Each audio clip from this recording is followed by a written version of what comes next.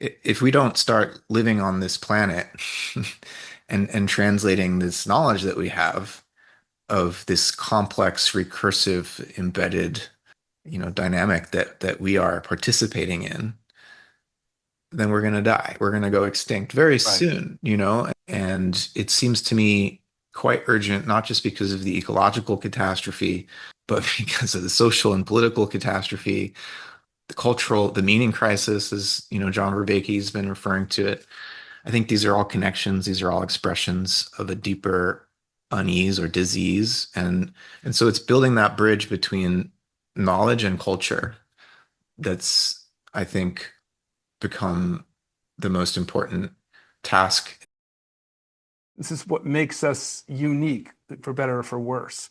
And so, just to answer your question, what is our responsibility? I think that's the first one, is to simply take ownerships by way of belonging to the earth. Mm, Take mm. ownership of our humanity by way of belonging to this earth. And we'll see where that takes us. We'll see if we can get to the stars that way. And so it's a shock, I think, to the scientific imagination to have to all of a sudden conceive of knowledge as something participatory, that like we're not outside of what we're trying to know. We are an expression of what we're trying to know, right? And so Yeah, how do that's we, it. I mean, that's it. yeah. That's the move, right? Why is that such a hard move? I call it earthling theory. If you look at the human diaspora, we are the only species on this planet that has had a sustained and intimate and sequential relationship with every habitat on this planet. That is an exceptional origin story. Our species is the recipient of the innate intelligence of every one of those habitats. To know that this is where we get our capacities, our competencies, the things that truly make us human. It changes the world that we're living in. We suddenly feel a sense of commitment that arises from our shared history and extends into our shared fate. Have we started? If you're gonna post this, is this it? Well, I mean, I'll cut out the beginning Okay, part. okay, okay. I wasn't sure if we were gonna do it or not. Yeah, no, Okay. I do tend to be informal with recordings, but I think No, that's great. I love that. I just wasn't sure if I should behave myself starting right now. um, I would insist that you don't behave. I think it's time to break some rules, actually. Yeah, let's figure that out actually. Let's maybe I have to admit I'm hoping that, a clear agenda will sort of present itself here as we give this a shot. Hmm. Yeah. Well, I mean, I was grateful that we had a chance to spend some time together last August and for me to get to know your work a little bit. And I've been reading some of your stuff since then and exploring your various projects, fieldwork, and the way that you're bridging art and science, not just art as a way of communicating science, but art No. as a way of doing science As a way of doing art, really, and a way of doing, yeah. essentially. Yeah. And I know you've got some exciting projects that you're building now. So, I mean, maybe a good place to start would be to if I could invite you to just lay out your vision of this new approach to science that's rooted in experience and a sensual encounter with the living world, and how that you feel is taking us um, beyond the way science has been practiced historically. Sure, I could start. I mean, I I I would not want to ever try to claim that this is sort of my theory about science. It's a new science that I hear people talking about. It's in particular, and others. That's really exciting. It's probably important to understand that my formative origin story is one that's come through the sciences in a kind of very reluctant, or let's say rebellious way. I've always been sort of disappointed with what our response to what we know scientifically even though I appreciate and respect the scientific method. And I don't want this to turn into, just a big complaint about science, but I do get the sense that a lot of people in our space are circling around a new kind of science, not in a Wolfram, Stephen Wolfram sense, although partly, but a new kind of science that is grounded in nature, which is what you would think it should be, right? I mean, that was the sort of the original intent as natural philosophy. I should actually even step back a little further just to say that my onboarding into this is very much through being in the mud, in the dirt, handling the animals, studying the humble things in nature, the invertebrates, the fossils, the processes of nature. But there's this other conversation that's going on the other end of the spectrum, which is this sort of high-minded conversation about what is it to be human and what is consciousness, that is partly a philosophical and mostly a philosophical conversation that's going on right now. And I'm trying to weave or thread a way through that kind of reunites those two visions of what science is. The leading edge of how we perceive ourselves and think about ourselves and the world, but also reconnects it to our origins, our lowly origins through the cosmos, and somehow trying to synergize a view that is ameliorative to the many, many, many injustices and contradictions and threats in the world today. So I know I'm rambling here because I'm really trying to find It's a lot. It's a lot. So what is this thread though? Where can we start yeah. to figure out the conversation here that needs to happen? Yeah. Well, I think that in the middle of the 19th century, there were these two guys, Darwin and Wallace, that came up with this idea of evolution, which has deeper roots. I mean, Darwin gave us a very powerful principle, and Wallace of natural selection, which helped the mechanistic imagination of modern science get a handle on this idea of evolution. But the idea that human beings grew out of this universe in some sense goes back earlier than Darwin to I mean, I would root it in some of these German romantic thinkers around in the late 1700s, early 1800s, Herder and Goethe and Schelling, and um, this view of the human being as growing out of the universe is quite different from how the early scientists in the 17th century imagined the project of science, which was more this idea that God made the universe according to these laws, and that God made the human being with this intellect that has this mathematical prowess so as to be able to decode the laws with which the world was made, through which the world was made. And it was this view of the human as kind of like parachuted in to this material world from another dimension.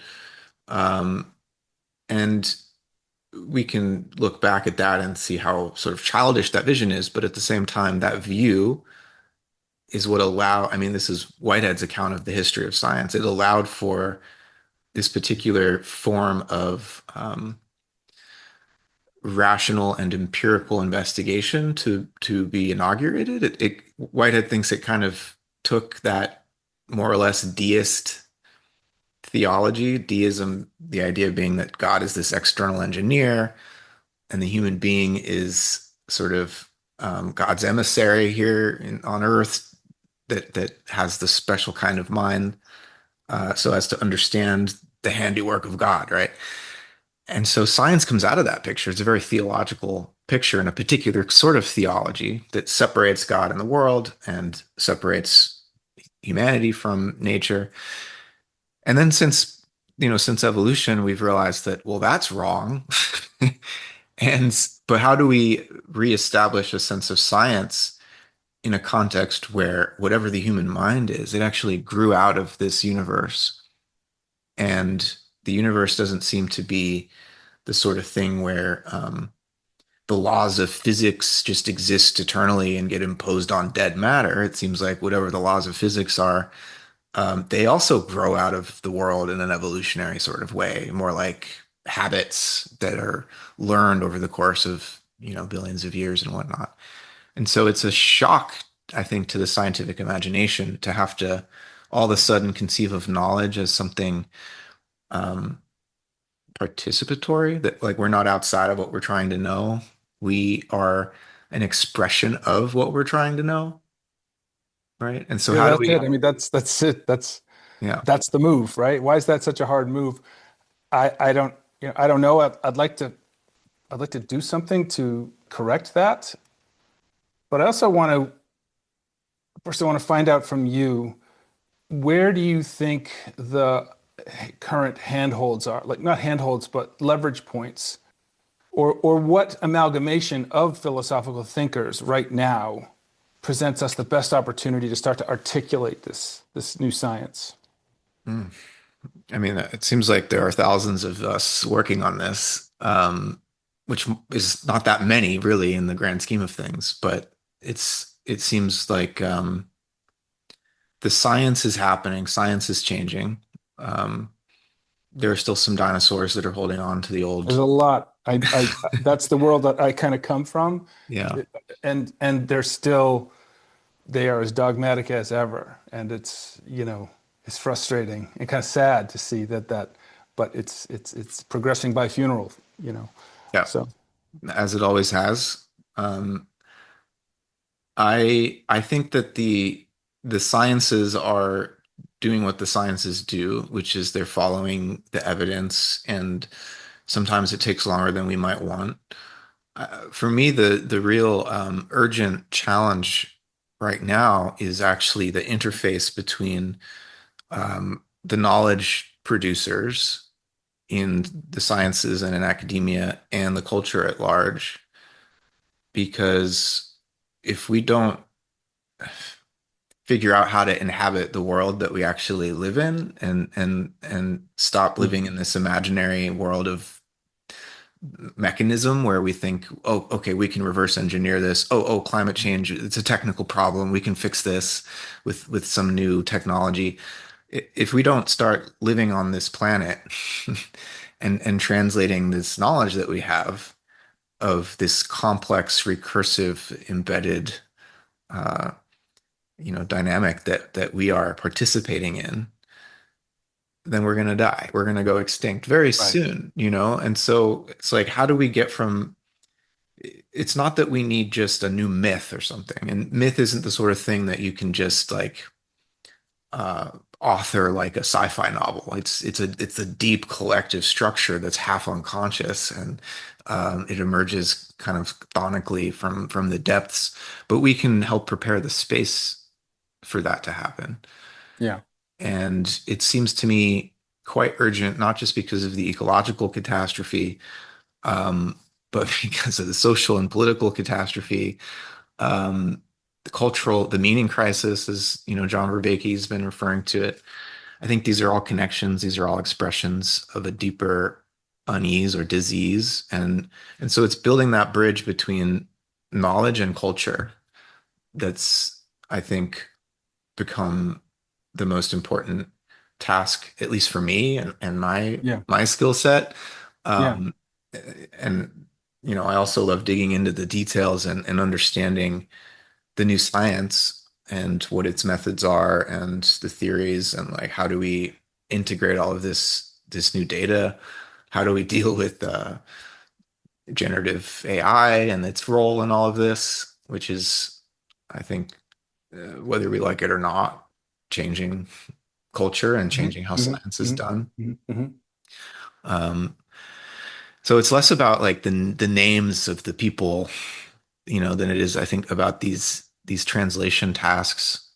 I agree. I mean, you're really speaking my language too now in terms of the trajectory that my career has brought me on is how do we initiate cultural interventions that can effectively communicate this stuff in a way that changes the habits of thought that we're all walking around with, that can respond directly to, the features of this crisis. And so, taking our cues from what we know about how we've gotten off the rails, and how it's gotten so ugly and dangerous and hypocritical and all these things, can we articulate a new sort of way, a new way of being in the world based on this science that in its own way can ameliorate and medicate. Not that we're going to save the world, but we can do better.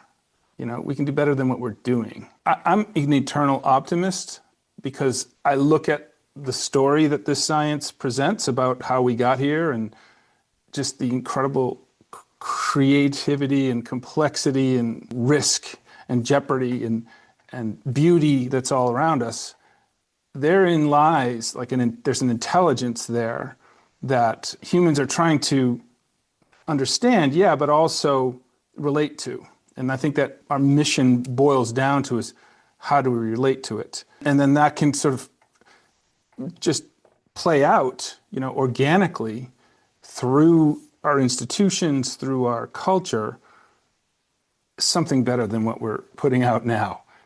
So maybe we should, I really want to get into this. I know there's real meat on this. And so I want to figure out what that is and come up with a plan to do this work, So I guess I'll just sort of briefly talk a little bit about how this is manifesting in my efforts these days.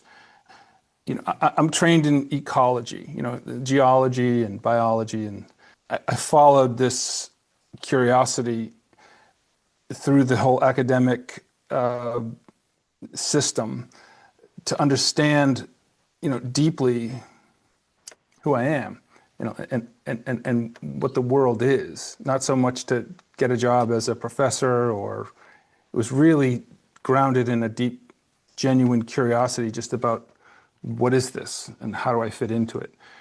So I've been pursuing that since I was a kid. And so the way that I summarize the findings, and I know I pick and choose, and I go out and I sort of harvest ideas from the world, but the way that I assemble them is through these three very simple principles.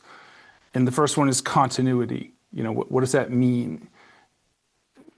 Specifically, what does ontological continuity mean? What does it mean that we live in a reality that is on a continuum? Whether you call it time or cause and effect, causal relationships, or whatever you want to, however you want to. But there is a continuity here from which we spring, and I think establishing that as a deep and abiding way of perceiving the world can make a difference, because it precipitates out this idea that there is no object-subject divide, that's a fiction.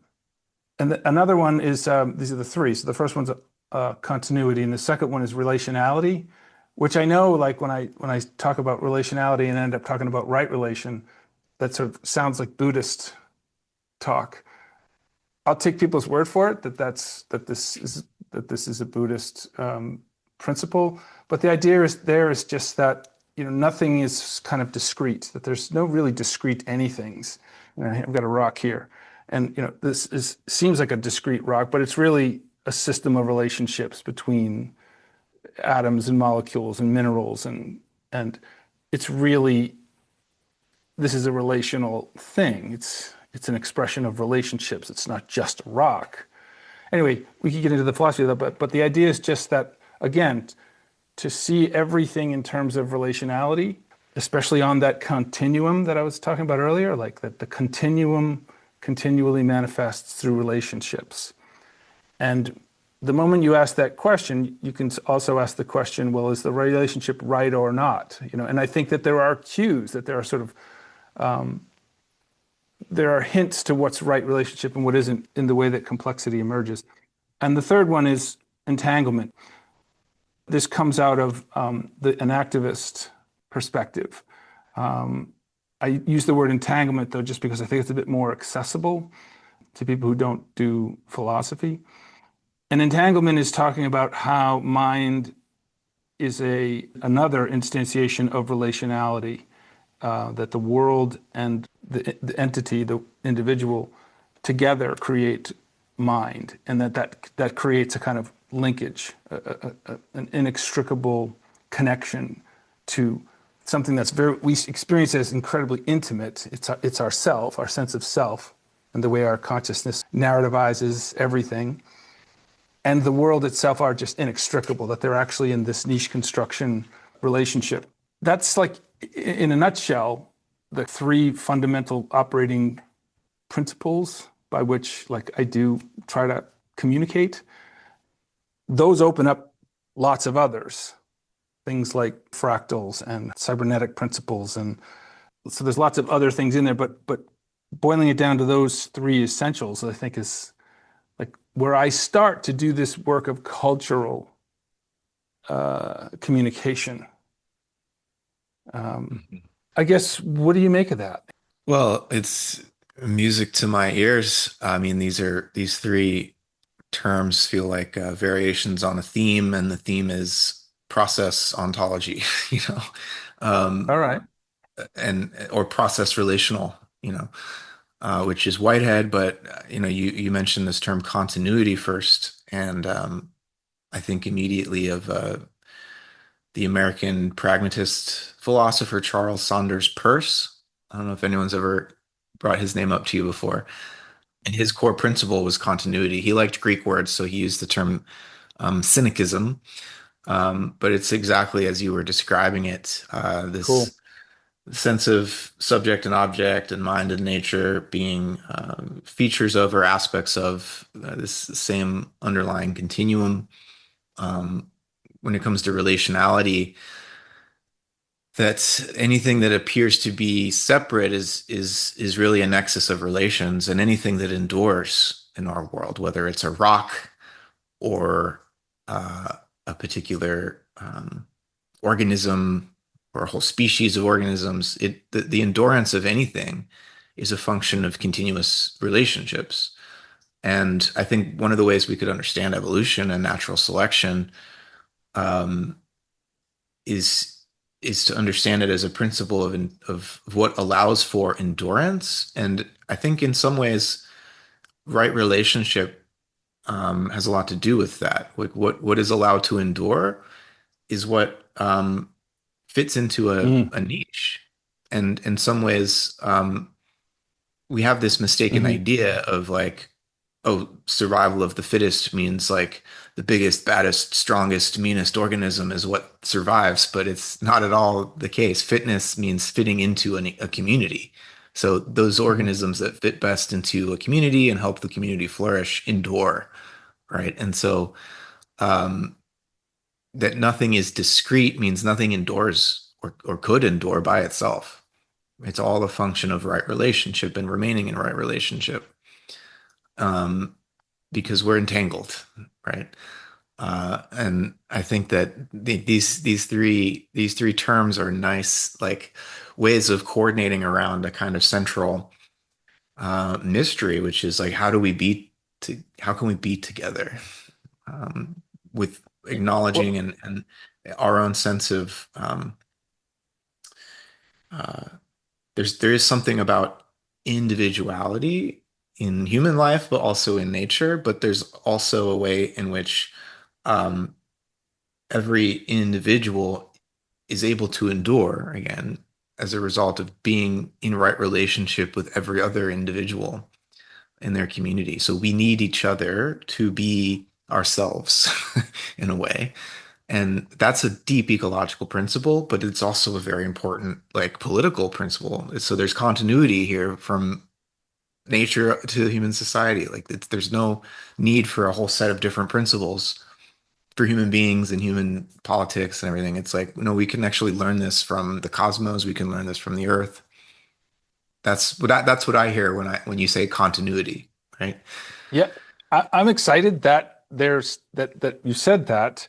I'm also excited at the fact that, where does Peirce's continuity come from? Like, what does he ground? I mean, I'm sure he grounds it in deep philosophical contemplation, but one can also ground it in the actual unfolding of the cosmos. Like this is, one of the things that I try to do is to establish continuity as a legitimate habit of thought, as a habit of perception, really. The perceptual habit of continuity.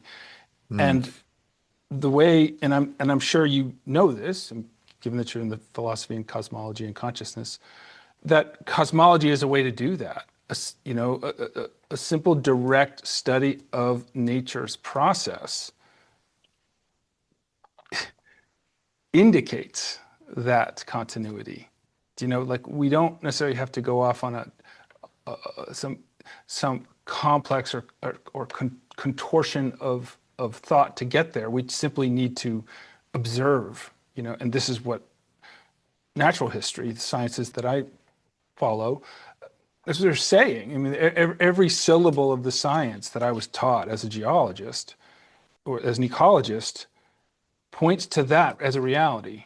And if we're simply paying attention to the way that nature unfolds, it becomes a kind of inescapable insight. yeah. Yeah. No, I mean, I love thinking about philosophers and the history of philosophy, but I think I don't want to get too caught up on like, well, this is what this philosopher thought. I think it's more like, well, how are these ideas valuable to us? But I think, Absolutely. Peirce arrived at his idea of continuity from several different angles. One was mathematical because he was like Whitehead, a mathematician, and thought like you don't get a circle out of many tangent line or points. Like it's continuous, and that upsets the reductionistic mind that wants to be able to construct a circle out of a series of parts. He's like, no, it feels irrational to that reductionistic mindset that like pi, like what do you mean it's endless? Like what? No, but it is. It's continuous in the sense that it's not something that you can reduced to some finite number of digits, right? Initially it's mathematical for Peirce, but it's also he's a panpsychist, so he would say matter is his words effete mind, right? And so there's uh, a sort of residue of mentality present even in the simplest form of Mm. physical process. And so that's the continuity between mind and matter. This is the evolutionary part for him. It's evolution doesn't have sharp breaks in it. It's continuous in the sense that um, it's always had an outside and an inside. It's always had an objective and a subjective um, aspect to it, right? And so it's not like we need to explain how at some point matter got complex enough in its configuration that all of a sudden mind was excreted. Like that doesn't make sense from the perspective of this principle of continuity. Um, our own sense of self for Peirce is a function of constantly having to reinterpret ourselves in the present based on what we're inheriting from our own past and what we anticipate or hope for or wish for in the future, and that our very sense of self is this open-ended process of entanglement, right, with everything we're inheriting and then everything that we desire and that could be and that we're trying to manifest that hasn't yet, become actual. And so we're our sense of self is continuous with past and future, but we're new in each moment at the same time, right? And so it's a creative continuum um, in that sense. Hmm. Yeah, I once did this exercise where I sort of traced it down all the way down to like the Planck constant. There's this moment where physicists introduce the Planck time as a way to make that discreteness work. You slice time down into smaller and smaller levels until you get down to the smallest possible unit of time. And I don't know, it just always struck me as a kind of fudge factor or a way to not have to deal with the implications of what true continuity would of mean. infinity. Yeah, I mean, Yeah. it seems to me that it's a function of the limits of our own capacities for observation and our own model, Sure. Sure. right? I mean, it works in the sense that statistically we can treat that scale as somehow ultimate, and then like the probabilities pan out. I mean, we can make Yeah, very sure. accurate. The physics works at that. Yeah, sure. It works. So it's But it it's it's a also good enough hints, approximation. right, but it hints that there's something more that we're just not capable of or ready to, uh, deal with. And I Right. understand that. And Yeah. and I appreciate the physics as they play out. So Right. So when you're trying to communicate about this, it seems to me that one of your main methods is to restore um, people's sense of wonder and amazement at just like the fact that uh, I mean, all life is fed by light from the sun, for example, and that like we exist, we live by virtue of the again, it's another form of when we say continuity, it doesn't mean that energy isn't constantly transforming, but it's like we are made of components that were forged in dying stars, and then we are fed by a still living star. Um, and so this energy flows through us, and somehow human beings have become so I'll say misenchanted with certain abstract symbolic conceptions of whatever money and different sorts of political ideologies and identities that are very small and thin in comparison to our true nature as earthlings and cosmological beings.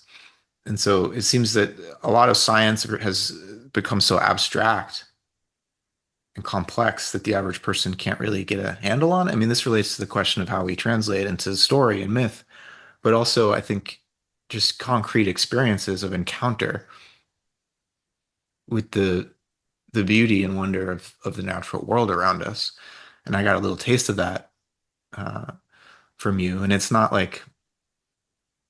theoretical. I mean, we can geek out about these principles and these theories, and I have a lot of time for that. I love that. But I think for the average person, it's like, well, how does this help me make sense of uh, the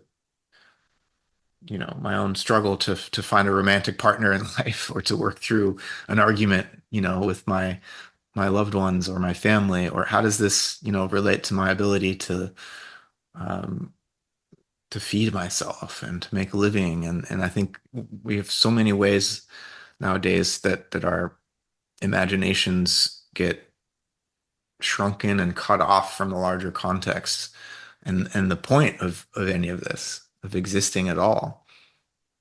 And I feel like being able to broaden our horizons and shift our attention away from these very small issues. I mean, we all want to survive and thrive.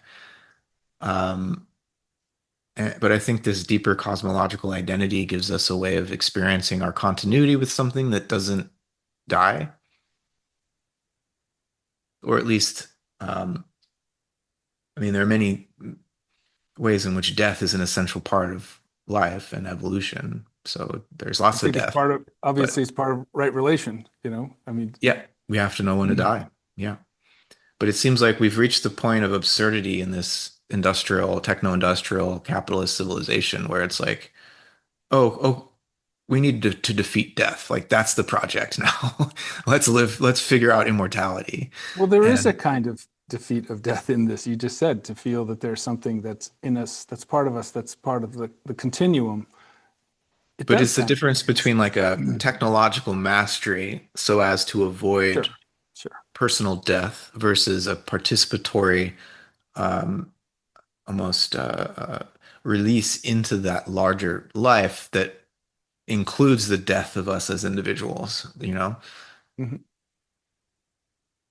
Yeah, I don't, I don't want to make a judgment on what that is, but I think that if part of that wanting to avoid death is part of life too, that, that's an impulse that we have that serves a Mhm. purpose, and I want to respect that as well. But I do wonder what we forfeit if we achieve that, or if we achieve some simulacrum of immortality. What are we missing out on? Yeah, and as far as like our culture being, disenchanted or misenchanted, I think it's because we just don't have any institutions or educational structures to onboard us. The way we do education is not set up to integrate all this stuff. And that's just a technical issue right now that we could resolve. A lot of it is about giving people permission, because we do have the perceptual capacities to feel awe and wonder and to delight in the mystery of it all, the sense that there's something more going on. So that's part of our perceptual apparatus too. So and that's the work. So that's why I do what I do, is to try and create a source or an option, for finding this stuff, finding this story, and let it do its work. I don't want to get political, and I don't want to, impose some kind of doctrine or anything like that. But just to share in it is a way of instilling it. Yeah. No, I didn't mean to suggest that that Oh, I instinct to survive or and to thrive and the organisms want to live. I think that's a very important data point, as it were, that doesn't often show up in, I mean, I guess in Darwinian pictures of evolution, you get the sense of a survival drive. I mean, that's basic for the theory to do anything. You need organisms that want to survive. Um, but not which, necessarily by eating your compadres, but by relating to them, by having yeah, a well, I mean, relationship. predator-prey dynamics are very Are only creative, one, but they're only one but that's way. only one type. Yeah, yeah. Yeah. And sometimes you think you're about to eat your prey, and then they end up becoming part of your body, and then like symbiogenesis occurs. But Mm. um, I think that the this drive not only to survive though, but to well, as Whitehead says, to live better, or to live well and to live better. Like we life seems to be dissatisfied with the status quo and is seeking, again, in Whitehead's terms, intensity of experience, not just repetition of experience. Life isn't content to just find a niche Mhm. and then hang out, right? There's continual construction of new niches and a dynamism whereby, you know, some species will last a very long time. They found a particularly, more or less stable niche. There's no fixed niche, but there can be more stable niches, and you get like, you know, alligators or sharks or whatever that are around for 100 million years. Um, but life seems to always continue to find new forms of new niches and to be willing to totally transform itself in the process of seeking intensities of experience. And so, we've got uh, all of these different mammalian species and primates and human beings who are, Hmm. I mean, human beings are quite capable technologically. I mean, we're not only tool users, but like we can make tools that make new tools. Like, um, but our bodies are comparatively fragile relative to, say, I mean, a bacterial colony can survive nuclear winter if it, is sufficiently sequestered. Um, Sharks, alligators, like they're pretty tough. They've been around for quite a long time as a species, and humans barely got here, and we're already on the verge of driving ourselves and many other complex mammals into extinction. And so, like, what is it that's driving evolution if we end up with species that are comparatively deficient in survival power and way more sensitive?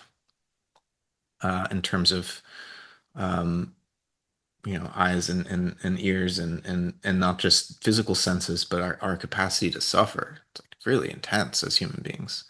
We can spiral into hell. Um, every or But feels pain. but joy too. We can do joy in a Well, way that exactly. I That's don't. the Crocodiles, I'm not sure they can. Maybe they do, maybe they're in touch with it in their own way, but you know. yeah. I've seen a crocodile appear or an alligator appear to enjoy a belly rub, but maybe I'm projecting. It's all right. That's what we do. But yeah, there's this joy, this enjoyment factor that I think often gets left out of the scientific picture of evolution, that life wants to enjoy itself. There's this other side. I mean, you get it in sexual selection in Darwin, but that's still kind of a reductive understanding of it. It's not all Right. just about reproduction. Um, that has to happen, or we wouldn't be here. But there's this cosmic celebration factor that I think a particular approach to science has made us. I mean, a scientist would be embarrassed to talk about that or say, well, that's not science. That's just Yeah.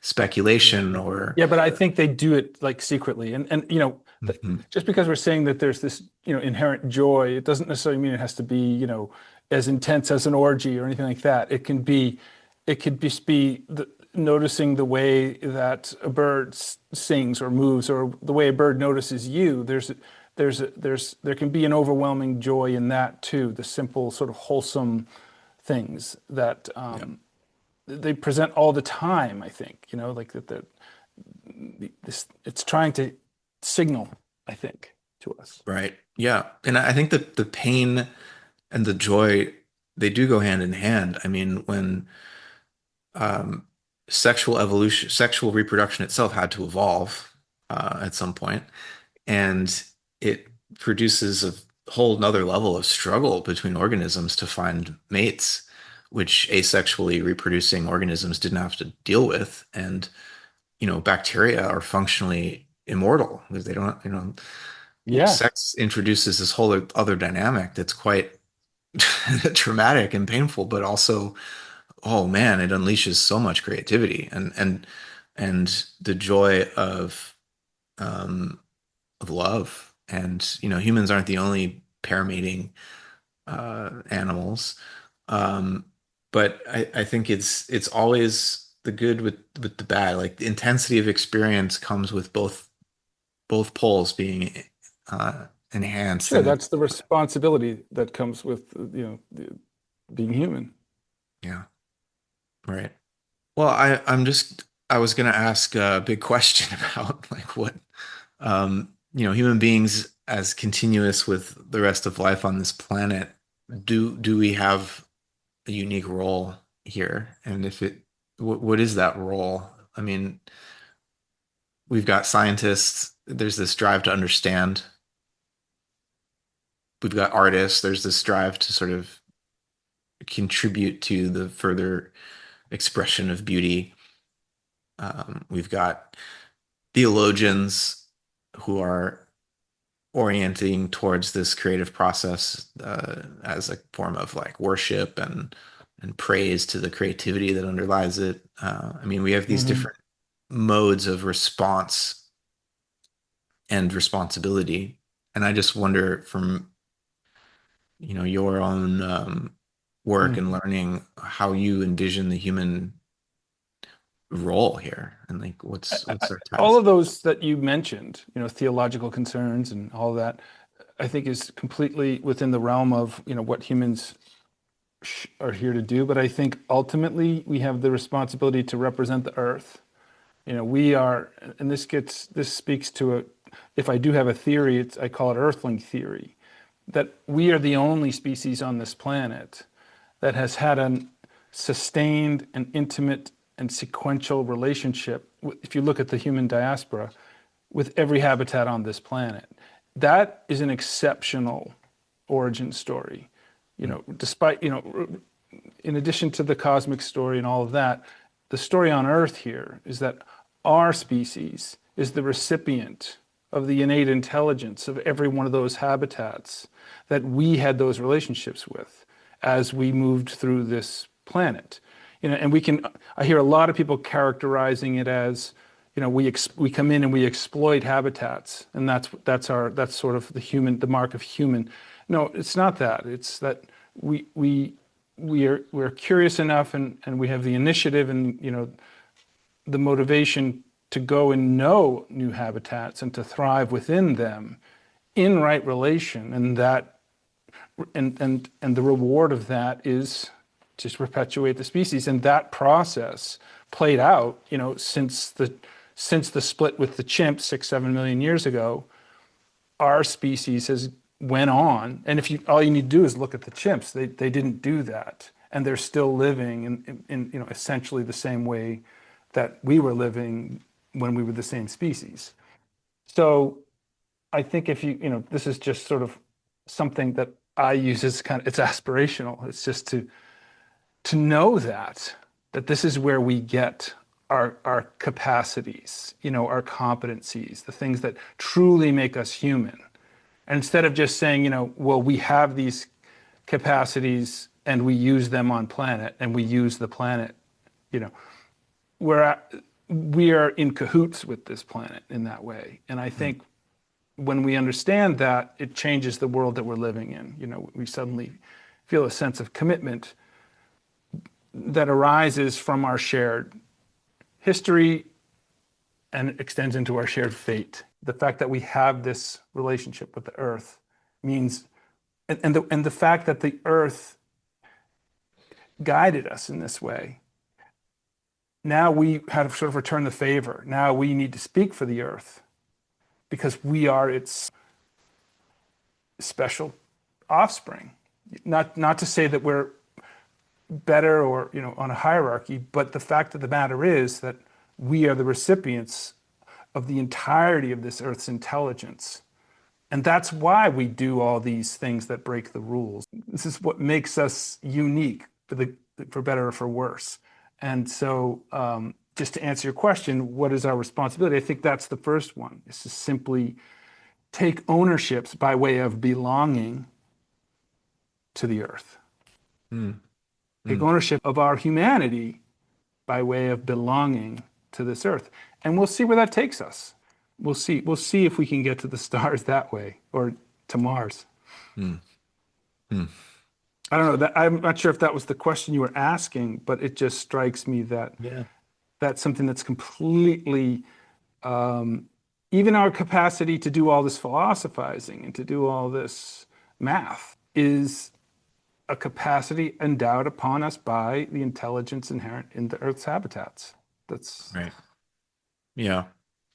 I mean, it seems to me that one of the problems with sort of environmental thought and the ecological movement since the late 60s and 70s is that it's often been a story of retreat and a story of sacrifice or guilt, shame. guilt. Yeah, humans Yeah. are bad.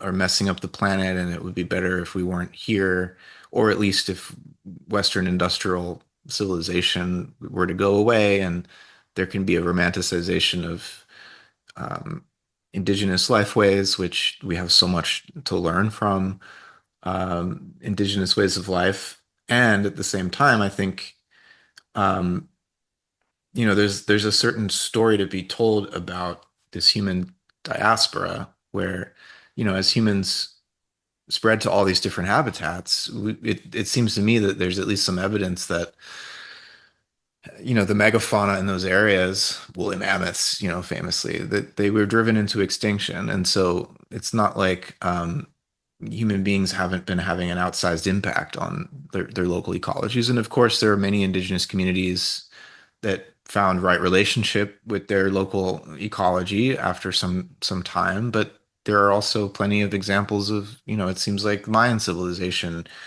um, collapsed rapidly because of some ecological overshoot, right? And so it's not just Western modern industrial societies that have done that.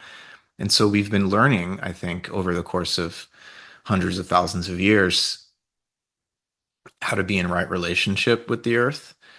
And it seems to me that an ecological worldview would need to be one that um, doesn't emphasize the guilt factor, that doesn't emphasize the need to uh, for humans to like go away or disappear, or that we don't have something to contribute to the earth, but instead allows for a new sense of adventure. And so, how do we articulate that adventure? Um, I'm less I don't- I'm less excited about going to Mars per se. I think it might be rather difficult to live on a planet with one third the gravity and no electromagnetic field to shield us from cosmic rays, and that I think uh, people like Elon are a little bit naive about how difficult that environment is and how inhospitable to life it is, and how important it it's is. absurd. It's absurd. Yeah, Well, it's not it's only really that, it just completely ignores the deep entanglements of species and the geologic process and the biologic process. right. It's, Yeah, it's hubris. It's not, we're Earthlings. Yeah. yeah. I I think, Matt, that we have a lot to talk about, and I'd love to like figure out a way to really dive deep or do this in a way that's really compelling. Yeah. Well, um, we have just begun to scratch the surface. Yeah. We need a couple hours to really get warmed Yeah, up and allow our minds to meet, go totally. deeper. Yeah. I know that there's some synergy here that's just waiting to kind of find expression, and because we could take it to the next level, I think, you know. Yes. Yeah. Um, Here's the thing, Matt. I'm at a position like where I want to start something, a collaborative,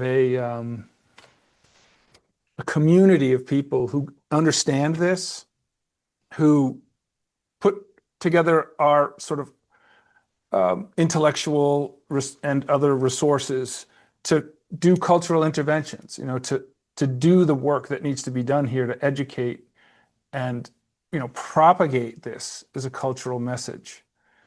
That's what I've been working on for the past 10 years. And now for this next decade, I want to establish something like that. So um, I'm looking for people, I'm looking for people to teach it, to do the research that we need to do, and to initiate the project. So creative, cultural creatives, scholars that are of the right synergies, and also participants, students. So that's what I'm building. And I want to build something that, that outlives us. Mm, right. Yeah. Well, I love the sound of it. I feel the resonance in our perspectives and our work, and I want to definitely explore that with you and see how I can best support that work. So, The idea is that if I can put together the right proposal, I will have the support that we need to do this. I just want to make sure I get it right. I want to build, something that's has a lot of integrity. yeah, I want to get into a groove with this so that, yeah, and and maybe even do a series or something where, we don't have to explain all this backstory every time. yeah. That yeah, I want to explore something specific with you and do it to the best of our abilities. I think what I'll probably do with this is over the next couple of days, I'll look at the transcript and Yeah. pull out stuff that seems worth sharing as a teaser for more, That's a great idea. That's a great. collaboration between the two of us. Yeah. One of the things I want to also do with this Beautiful Futures Lab is to document it, to have some kind of ongoing documentary thing that's producing content. Awesome. Well, I look forward to going deeper. Sorry that we only had an hour this morning, but That's okay. No, it was a good test case, good. yeah, and let's do another call, before the end of the month. Yeah, and I'll come up with a container for it, like a sort of like a proposal that we're going to explore something. I like this Cool. idea of how do we take all this that we know seriously? All of this intellectual Mm. development that we are privileged to like participate in. How do we make it stick in the culture so that Yeah. some difference, so that we can learn from it all and make it, make it, because we're abysmal right now. Yeah. It's, it's I can't even believe how shitty we're handling the world right now. So Yeah. Yep. anyway, all All right, right, great. Rich. Thanks, Matt. Thanks for being patient, and I look forward to something soon. Likewise. All I'll be right, in touch, thanks. Rich. Take Thanks, care. Matt. You too. Bye bye.